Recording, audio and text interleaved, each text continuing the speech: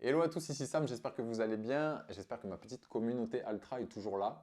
Vous m'avez manqué, ça fait longtemps qu'on n'a pas évoqué un produit Altra. J'ai pris quelques petits sentiers différents dernièrement. Je vais vous expliquer d'ailleurs pourquoi en deuxième partie de vidéo. Donc aujourd'hui, on se retrouve comme au bon vieux temps. Installez-vous, on va passer un petit moment ensemble et on va parler du coup de la Experience Flow 2. Alors, c'était un petit peu plus de 2 ans en arrière que Altra avait mis un grand coup de pied dans la fourmilière en annonçant qu'ils allaient commencer à faire des chaussures avec un drop de 4 mm. Beaucoup avaient gueulé. Moi, j'avais trouvé que c'était une bonne chose parce que non seulement c'est pas parce qu'ils se mettent à proposer ce produit-là qu'il y a forcément un autre produit zéro drop qui est sorti de la gamme. Et on avait vu dans la review que j'avais fait à l'époque que ça permettait justement à des gens qui étaient habitués à des chaussures avec du drop de se rapprocher du zéro drop tout en bénéficiant déjà de la toe box un petit peu plus spacieuse. Je dis un petit peu plus spacieuse parce qu'on était sur un fit standard quand même. Mais en fait, moi, quand je bossais pour eux, la consigne que j'avais eue, je l'avais dit dans ma review justement à l'époque de cette chaussure-là, ça a été ma consigne numéro un, ça a toujours été de donner la réponse la plus honnête possible. Et du coup, quand des gens me contactaient en me disant, bah voilà, je cours avec tel modèle, alors j'allais voir, je sais pas moi, chez d'autres marques, si c'était un modèle avec un drop de 12, quoi, par exemple, parce que ça existe, et j'aimerais bien passer chez Altra. Et ben en fait, à l'époque, je les invitais d'abord à réduire leur drop chez une autre marque, en prenant un modèle intermédiaire chez une autre marque, avant de passer au zéro drop. Et en fait, la Forward Experience, je vais essayer de ne pas me mélanger les pinceaux parce qu'elle a changé de nom entre temps, vous l'aurez compris.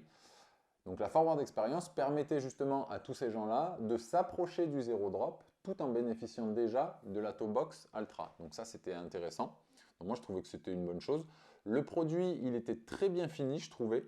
J'avais dit que ce n'était pas un produit entrée de gamme, mais un très bon produit d'entrée dans la marque. Par contre, pour découvrir la marque, ils avaient fait quelque chose qui était vraiment sympa. On était sur une mousse, par contre, classique EVA, avec bon, un rebond pas incroyable, qui était quand même agréable à utiliser. Mais bon, c'est tout ce qu'au niveau de la résilience, l'EVA, ben, en fait, pour les gens qui sont des gros borneurs, ben, ça va vite, pas vite, mais ça va se fatiguer un petit peu.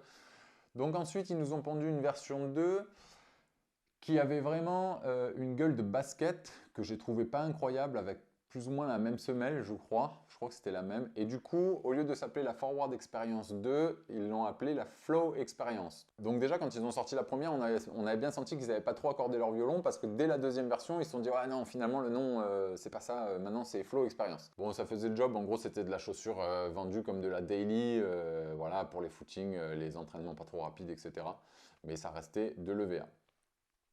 Ensuite, ils nous ont sorti il y a quelques mois du coup cette version, donc la Experience Flow 2, qui est un petit peu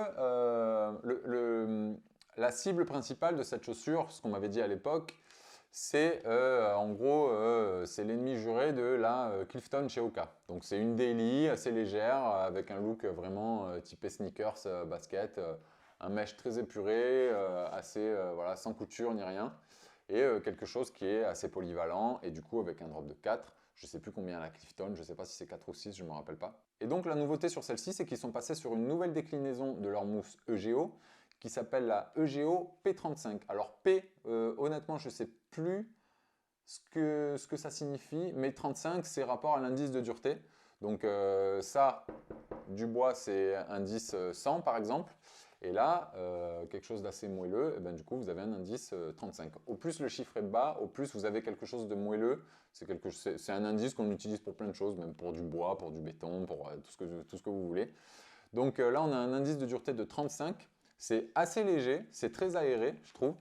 Et effectivement, quand on touche, on sent bien que c'est vraiment moelleux. La caractéristique assez particulière sur cette chaussure-là, et uniquement sur celle-là dans toute la gamme Altra, c'est que là, au niveau du stack, on est à 32 à l'arrière, 28 à l'avant, donc avec un drop de 4. C'est le seul modèle dont le stack est différent chez les hommes et chez les femmes. Donc chez les femmes, on sera donc à 26, 30, donc un tout petit peu plus fin. Ce qui, dans un sens, est cohérent, parce que effectivement, quand vous mettez une chaussure, je sais pas moi, mettons une Lone Peak avec un stack de 25, bah, sous les pieds d'un mec comme moi qui fait presque 90 kg et qu'une petite nana qui fait 50 kg va acheter la même chaussure et un stack de 25 aussi, eh ben, elle aura forcément pas du tout la même sensation d'amorti que moi. Moi, je vais beaucoup plus l'écraser, je vais beaucoup plus sentir les pierres. Donc, je trouvais que c'était cohérent, mais par contre, bizarrement, ils l'ont quand même fait que sur ce modèle, et vraiment uniquement sur ce modèle. Même la Forward VIA 2, qui est sortie avec la même mousse, ben finalement, c'est un stack 37-33. Donc là, on est sur beaucoup d'amortis. Chez les hommes et chez les femmes, c'est la même chose. Donc, j'ai pas trop compris pourquoi, parce que ils ont fait une différence sur ce modèle-là. Donc, allez, c'est parti. On fait comme d'habitude. On part de la semelle et on remonte jusqu'en haut. Donc, c'est une chaussure daily, donc forcément, il n'y a pas de plaque. Au niveau de la semelle extérieure, quelque chose d'assez classique. Vous voyez le dessin classique Altra, ils aiment bien reprendre un petit peu le dessin des métatarses comme ça, là en dessous. On a Linear Flex, on l'a plus vraiment. Donc en fait, vous pouvez voir que si je fais ça, vous pouvez voir qu'en fait, la chaussure, elle se plie surtout ici, à l'endroit où la semelle s'arrête. Vous voyez ce que je veux dire? Elle ne se plie pas là sur les lamelles de gomme. Donc c'est surtout après qu'elle va se plier, donc très facile à plier parce que la mousse est vraiment très aérée. Même s'il y a un peu de stack, elle est tellement moelleuse que c'est facile à plier. Ouais, je peux même la twister et tout. Ça c'est vraiment cool. Et regardez, incroyable, je peux même la plier, je ne sais pas si je vais y arriver, comme ça. Je peux même la plier de côté la chaussure. Donc la mousse là, P35. Au niveau de la résilience, moi je ne l'ai pas testé assez pour vous dire ce qu'il en est. Ça reste de l'EGO, donc c'est quand même chez Altra assez réputé pour être bien durable. Mais dans une version aussi aérée, je ne sais pas ce que ça vaut. Mais par contre, en pratique, c'est vraiment trop bien. J'ai été vraiment agréablement surpris. J'ai essayé des chaussures avec des amortis moelleux, etc. Et en fait, on a un peu l'impression qu'on s'enfonce dans 1 cm de semoule à chaque pas. Et celle-là, j'aime bien parce que je trouve qu'elle a un ratio amorti, rebond. Elle renvoie pas beaucoup, mais je trouve que c'est nickel. Vraiment, c'est vraiment le genre de mousse. Même si elle a moins de stack que la Forward Via 2, même si elle a moins de stack et que ça reste un stack médium plus, c'est vraiment le genre de mousse qui peut vous sauver le cul le lendemain d'une séance de VMA bien corsée. Donc c'est vraiment très agréable. On sent vraiment bien la différence par rapport à de l'EGO classique ou même à de l'EGO Max, etc. C'est frais sous le pied, quoi. C'est super cool. Au niveau du mesh, du coup, on est un petit peu comme sur les deux versions précédentes, quelque chose sans couture, sans empiècement. Très simple. Elle est foncée, du coup, vous ne devez pas bien la voir. Là, je vais vous mettre des plans de détail comme je fais d'habitude. Donc voilà, un mesh très épuré. On a quelque chose qui remonte pas mal derrière, justement, hein. Ça nous rappelle la fameuse Clifton et certains produits chez Oka. Une pointe à l'arrière du tendon d'Achille qui remonte beaucoup. Je trouve que c'est pas très esthétique, mais il y a des gens qui préfèrent. Au niveau du lassage, quelque chose de très classique. La languette est un chouïa grossière, je trouve. Je sais pas si vous arrivez à la voir là. Bon, pareil comme d'hab, je vais vous mettre des trucs. Elle est un peu carrée, un peu, je sais pas, je trouve qu'elle remonte. Puis il y a une espèce d'empiècement, une espèce de. Ah, vous ne la verrez pas parce qu'elle est trop foncée. Bon, je vous mets les plans de détail comme d'hab. Mais il y a une couture là qui vient d'un coup mordre sur l'avant alors qu'ils auraient mieux fait la faire dans l'alignement du pli. Enfin bref. Euh, donc rien d'incroyable en termes de conception. Par contre, moi ce que j'adore, c'est vraiment les mèches comme ça. Bon après je dis toujours ça, je dis toujours que j'adore, mais en fait c'est ce qu'on retrouve maintenant presque sur toutes les chaussures. Les mèches vraiment monopièces comme ça, sans empiècement, sans qu'il y ait rien de visible. Sur les chaussures de trail, on peut encore avoir des empiècements sur le pare-pierre, etc. Moi j'adore quand c'est vraiment slick comme ça, avec un look de basket bien profilé. Donc voilà, la languette un petit peu grossière, mais bon, ça ne lui empêche pas de faire le taf normalement. Au niveau du fit, du coup, on est sur un fit standard. Donc chez Altra, vous vous souvenez qu'on a le original, qui est le tout premier fit qui a vu le jour chez Altra, qu'on retrouve sur les Lone Peak et les Olympus, etc. Ça, c'est un standard, donc c'est leur intermédiaire chez eux. Et ensuite, on a le slim. Le slim, on va le retrouver plus sur je crois que maintenant on le retrouve plus que sur la vaniche carbone en fait, hein. Je crois qu'il a. J'ai plus de. Parce que même la supérieure, la dernière là, elle est quand même en standard. Ouais, c'est ça, en standard. Donc on est sur un fit standard, ce qui est la même chose que sur une Timp par exemple. Par contre, attention, quand vous parlez du fit d'une chaussure, il ne faut pas regarder que la chaussure d'en haut. Il faut regarder aussi son volume comme ça. Et là, moi, ce que j'ai noté, c'est que même si effectivement, en termes de largeur de semelle, on a un fit standard, le volume ici, là, vous voyez, il est un peu, il n'est pas vraiment comme ça. il est un petit peu écrasé. Donc moi perso, j'ai le petit doigt de pied qui est autant serré que dans une paire de chaussures d'une autre marque. Donc attention, moi j'ai remarqué quand même que ils ont gardé ce truc pour les doigts de pied, mais en fait, moi personnellement, là où j'ai le plus besoin de place, c'est ici. C'est juste là, là. C'est à la base des doigts de pied. C'est là où mes métatarses ils s'élargissent le plus. Donc c'est bien gentil d'avoir de la place pour les doigts de pied, mais si j'ai la base des doigts de pied et les métatarses complètement écrasés, c'est pas excellent. Donc moi j'ai remarqué, attention, que voilà, le petit doigt de pied était quand même tout recroquevillé, comme sur des chaussures en fait génériques, je sais pas moi, sur le genre de fit que vous retrouverez sur Salomon, etc. Au niveau du poids, c'est assez léger. On est quand même sur un stack de 28-32. J'ai vraiment du mal à ne pas me mélanger les pinceaux entre les changements de nom, les stacks différents, etc. Et je l'ai pesé à seulement 250 grammes en 44. Alors je ne saurais plus vous dire si c'est plus lourd ou plus léger que la dernière. Je pense que c'est plus léger parce que la conception du mesh est à peu près la même. Mais la mousse est tellement plus aérée, tellement plus moelleuse que ça se sent dans la main. Je pense qu'ils ont gagné quelques grammes. Donc voilà pour cette chaussure. En ce moment, elle est en promo. Il y a un coloris Berlin qui était noir, blanc et rouge, qui était magnifique. Mais le problème, c'est qu'il est plus ou moins en rupture de stock. Il n'y a plus beaucoup de tailles disponibles. Donc elle est assez facile à trouver en promo en ce moment. Et puis bah, perso, à votre place, si j'en voulais une, j'essaierais d'abord de choper le coloris Berlin parce qu'il est vraiment très beau. Et donc au niveau du kilométrage, je pense que c'est une chaussure avec laquelle vous pouvez même faire des séances. Même, je sais pas moi, même une séance qui va jusqu'à 20 bornes, moi je peux faire avec ça. Alors que je ne suis pas forcément le mec le plus léger du peloton. Je pense que jusqu'à 20 bornes, ça passe easy. Niveau stabilité, effectivement, ben, on ne peut pas tout avoir, ça c'est normal. Enfin, c'est limite, même pas la peine que je le dise, ça va de soi en fait.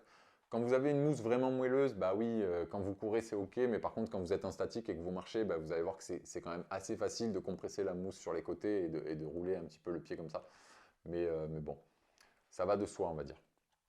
Donc voilà, moi je trouve qu'elle est vraiment sympa. J'ai quand même l'impression, moi, de mon point de vue, que les produits avec un drop de 4 mm, ils ont quand même finalement pas si mal été acceptés par la communauté.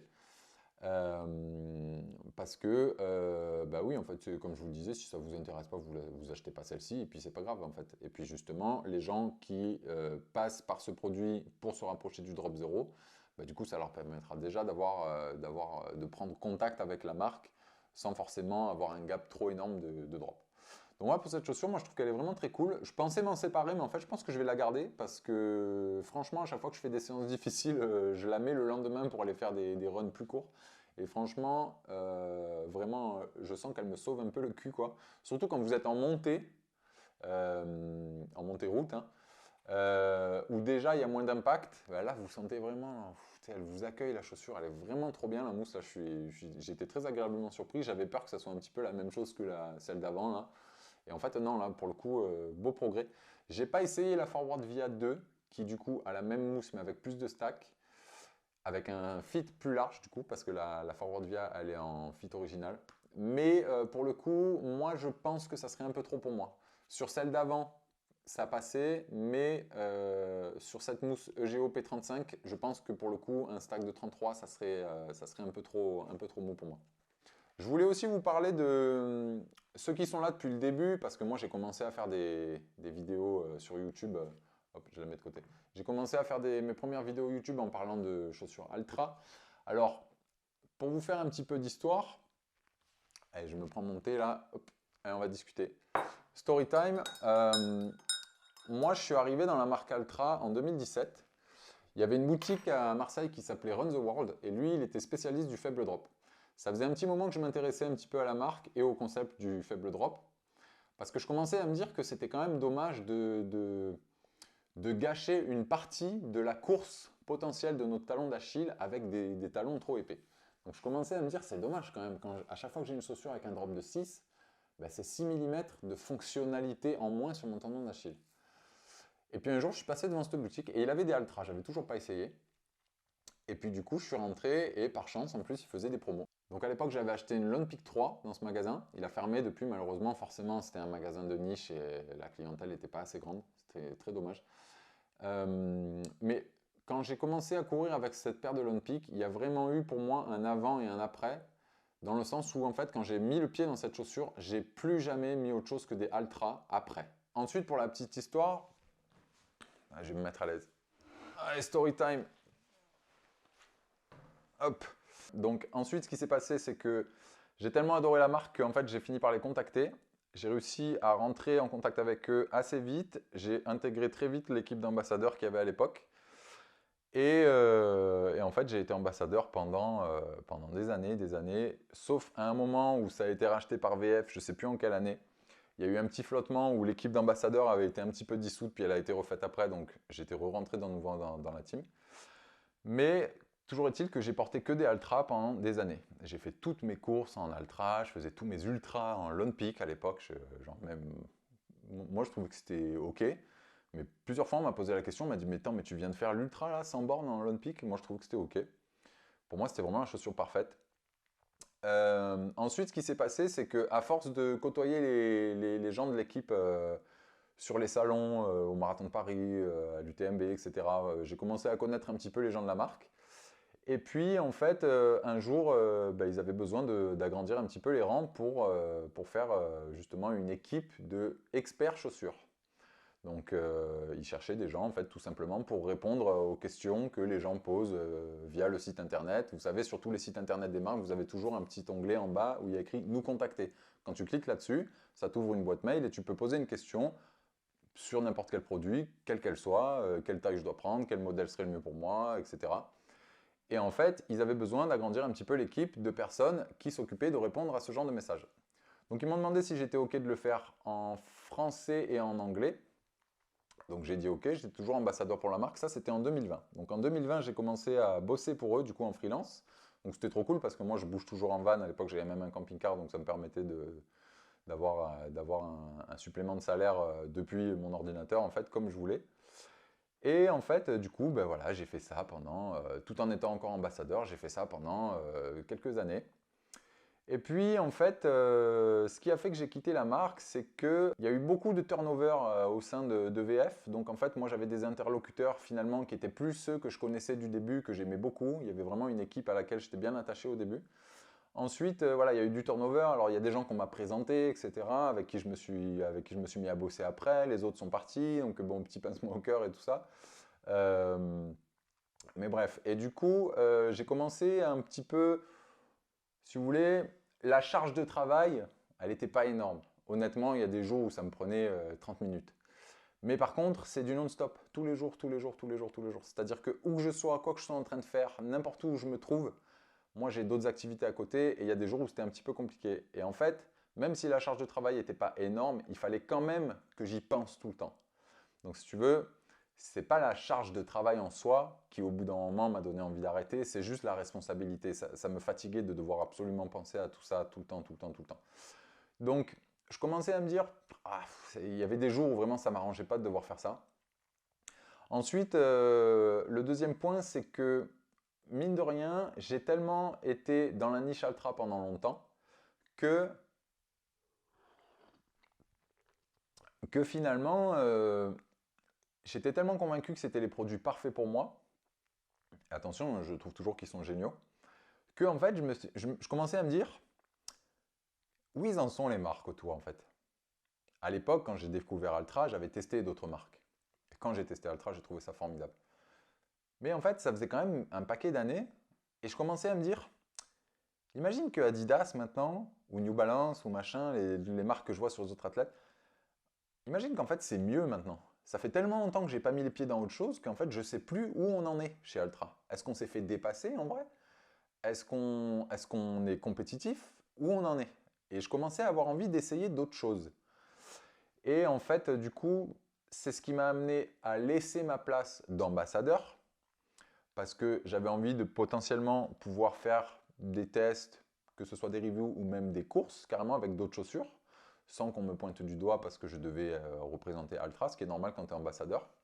Donc ça, c'est ce qui m'a poussé à juste quitter ma place d'ambassadeur. Donc même si j'étais plus ambassadeur, de toute façon, les produits, je les recevais parce qu'à chaque fois qu'un produit sortait, je le recevais pour pouvoir le tester moi-même personnellement, me faire mon expérience et mon avis sur le produit, afin de pouvoir conseiller les clients au mieux, pour leur dire comment était le fit, est-ce que la languette était plus épaisse sur la version précédente, comment était l'amorti, etc.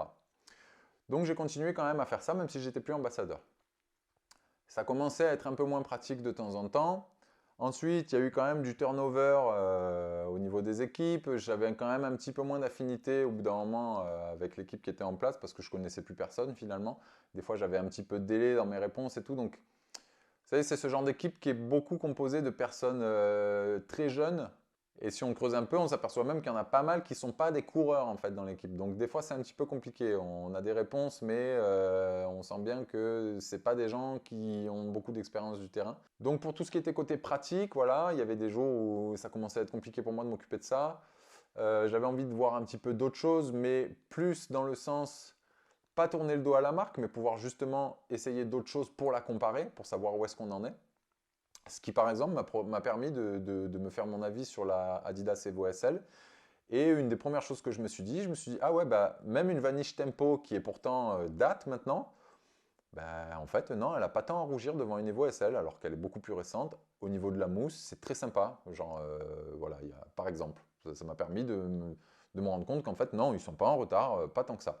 Ils ont des problèmes un petit peu de solidité, je trouve, et il y a des petites incohérences au niveau des fits, au niveau du sizing. Bon, ça, c'était un peu compliqué. Et donc, la troisième chose qui commençait un peu à m'embêter, c'est que bon, voilà, ça fait 5 ans et demi que tu fais ça. Des fois, il y a des gens, ils sont pas très patients, ils te prennent un peu pour responsable dès qu'il y a un problème, alors que c'est pas toi qui as fabriqué la chaussure, tu vois.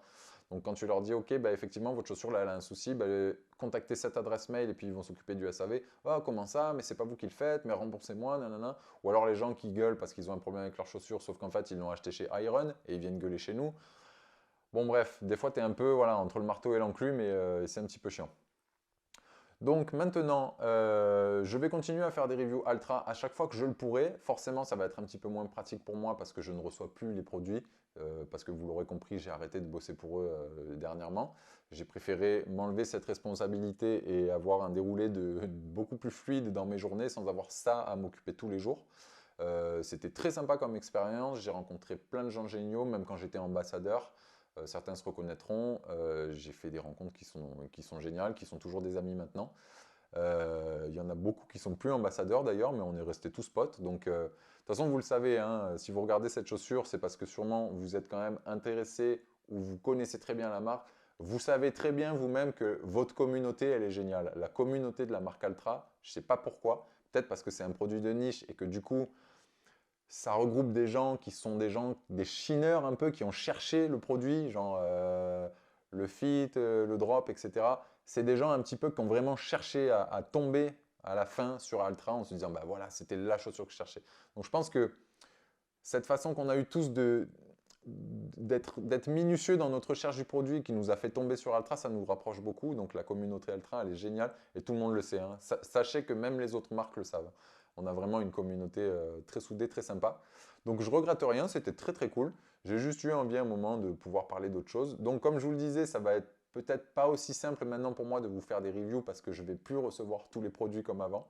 Je vais essayer quand même de continuer à en faire à chaque fois que je le pourrai. Donc vous l'aurez compris, moi ce qui me passionne, c'est les produits qui sont performants mais dont pas tout le monde parle encore.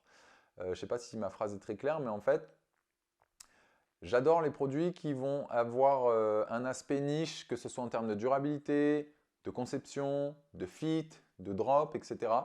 Mais qui ne sont pas forcément connus du grand public. Par exemple, sans vouloir dénigrer personne, qu'est-ce que je peux vous prendre comme exemple? Je ne sais pas moi, chez Soconi, la Peregrine, qui est pourtant une très bonne chaussure, voilà, moi ça ne m'intéresse pas forcément de vous parler de ça. C'est une chaussure qui fait bien son taf, etc. Mais elle n'a pas des specs très particulières. C'est pas une marque avec une conception, une vision du marché très particulière. Enfin voilà, je dénigre pas du tout. Attention, c'est juste un exemple que je vous prends. Donc je vais essayer de continuer à vous parler de produits intéressants, mais pas forcément connus de tout le monde. Moi, c'est ce qui me passionne. Je vais essayer d'un petit peu vous emmener ailleurs avec moi. Je pense que la prochaine fois, peut-être qu'on se verra même à l'extérieur. Je vous parlerai d'une autre chaussure, mais on ne sera peut-être pas toujours là. Ça, c'est mon nouvel appart, mais il se prête pas trop. C'est pas qu'il est très petit, mais c'est qu'il se prête pas trop à faire un setup. Donc, on est toujours devant ma cuisine. Donc voilà, la prochaine fois, je vous emmènerai peut-être dehors avec moi. On va peut-être parler après peut-être un petit peu d'autre chose que de chaussures. Donc voilà pour cette vidéo qui était quand même à la base, rappelons-le, pour parler de la Flow Experience 2. Franchement, essayez-la, elle est vraiment chouette. C'est vraiment une chaussure très très très agréable sous le pied. Attention au fit, le petit doigt de pied quand même un petit peu étriqué. N'hésitez pas à me dire un petit peu ce que vous pensez de la marque, où est-ce qu'ils en sont maintenant. N'hésitez pas à me dire si vous avez notamment remarqué qu'ils avaient quand même des petits problèmes de durabilité et de solidité dernièrement, on va pas se mentir. Voilà. Quelle est votre histoire avec la marque? N'hésitez pas à me le dire. Quels sont vos modèles préférés chez Altra? Même des vieux modèles hein, que vous trouvez qui n'avaient toujours pas été égalés encore. Moi personnellement, c'est une qui reste en tête pour moi, c'est la Lone Peak 4. Je trouve toujours, même alors que maintenant il y a de l'EGO et tout sur les Lone Peak, je trouve toujours que la Lone Peak 4 c'est une des meilleures, par exemple. N'hésitez pas à me parler un petit peu de votre histoire avec la marque, etc. Et si on se connaît depuis longtemps, n'hésitez pas à me laisser un petit commentaire aussi. Donc voilà pour cette chaussure et cette petite mise à jour quant à ma relation avec Altra. Je garde de très bons rapports avec les gens avec qui j'ai travaillé, attention, hein, c'est juste que l'équipe a beaucoup changé et que voilà, en plus de ça, à un moment, j'ai commencé à avoir envie de changer. Donc voilà, j'espère vous revoir bientôt. Je pense qu'on se revoit dans une petite semaine. N'hésitez pas à liker cette vidéo si vous êtes toujours là. C'est la chose la plus petite que vous pouvez faire pour aider les créateurs de contenu YouTube. Sachez-le, ça ne vous coûte rien et ça les aide tous, moi y compris. Donc n'hésitez pas et n'oubliez pas de liker et éventuellement de vous abonner pour qu'on passe un petit moment comme ça de temps en temps ensemble. Salut, à la prochaine!